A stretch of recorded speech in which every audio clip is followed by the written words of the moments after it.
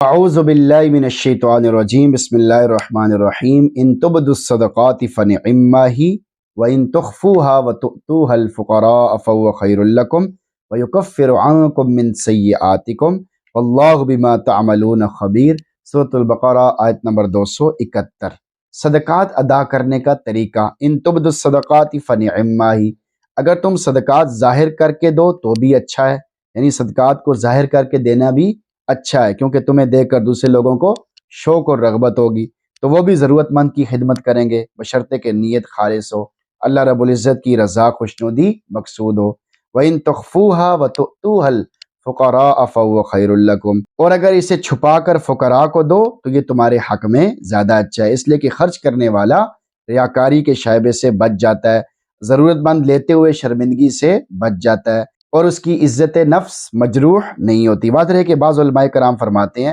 اس آیت کا حکم نفلی صدقات کا ہے، جبکہ فرض صدقات یعنی زکوٰۃ ظاہر کر کے دینی چاہیے، اس سے بندہ زکوٰۃ نہ دینے کی تہمت سے بھی بچ جاتا ہے، جیسا کہ فرض نماز جماعت کے ساتھ پڑھنے کا حکم ہے، جبکہ نفل گھر میں پڑھنا افضل اور بہتر ہے۔ وَيُكَفِّرُ عَنْكُم مِّن سَيِّئَاتِكُم، اللہ تمہارے کچھ گناہ مٹا دے گا، یعنی صدقات ظاہر کر کے خرچ کرو یا چھپا کر خرچ کرو، اس کی برکت سے اللہ تعالیٰ تمہارے صغیرہ گناہ مٹا دیں گے، البتہ کبیرہ گناہوں کی معافی کے لیے مستقل توبہ کی ضرورت ہے۔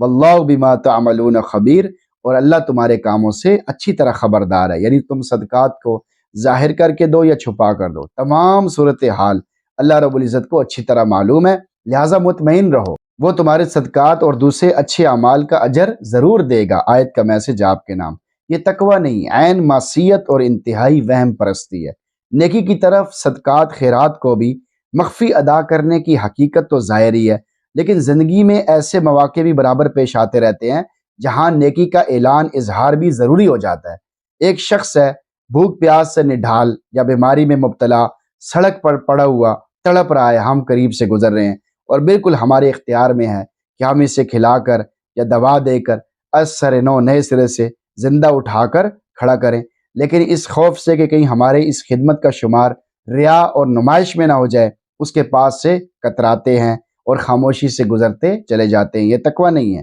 یہ عین معصیت اور انتہائی وہم پرستی ہے، وہم کے پیچھے چلنا ہے۔ یہاں ضرورت فی الفور مدد رسانی کی ہے، مدد پہنچانے کی ہے، چاہے اس کے لیے اعلان ببانگ دوہل ہی کرنا پڑے، نہ یہ کہ ریا اور شبہ کی نمائش سے بچنے کے لیے پہلے گوشہ تنہائی کو تلاش کیا جائے۔ حکیم الامت حضرت تھانوی رحمۃ اللہ علیہ فرماتے ہیں عمل کے اعلان اخفاء میں یعنی ظاہر کرنے میں چھپانے میں اختیار ہے، اور ساتھ ہی اخفاء کی چھپانے کی فضیلت بھی ہے۔ جب اعلان میں کوئی خاص مصلحت نہ ہو، بتانے میں کوئی خاص مصلحت نہ ہو تو پھر چھپانا ہی زیادہ بہتر ہے، یعنی صدقہ چھپا کر دینا زیادہ بہتر ہے اگر اعلان کرنے میں بتانے میں کوئی خاص مصلحت نہ ہو۔ اگر کوئی مصلحت ہے تو پھر اعلان بھی کیا جائے، بتا بھی دیا جائے، لوگوں کے سامنے ظاہر کیا جائے،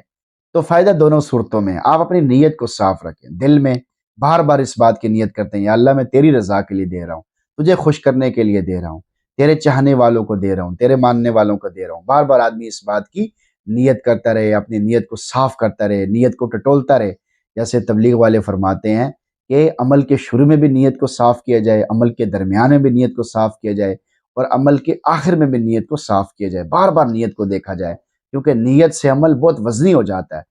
چھوٹا کام ہو، نیت بڑی ہو تو بڑی نیت کی وجہ سے اللہ تعالیٰ بعض اوقات زیادہ اجر عطا فرما دیتے ہیں، بلکہ عملوں کا بڑا تعلق تو نیتوں کے ساتھ ہی ہے۔ انما الاعمال بالنیات، اعمال کا دار و مدار نیتوں پر ہے کہ نیت کیا ہے، اس لیے ہر عمل میں بار بار دیکھیں کہ نیت کیا ہے۔ اللہ تعالیٰ سے دعا اللہ تعالیٰ ہمیں عمل سمجھ توفیق عطا فرمائے، اور ہم سب کو قرآن پڑھنے سننے سمجھنے کی بھی توفیق نصیب۔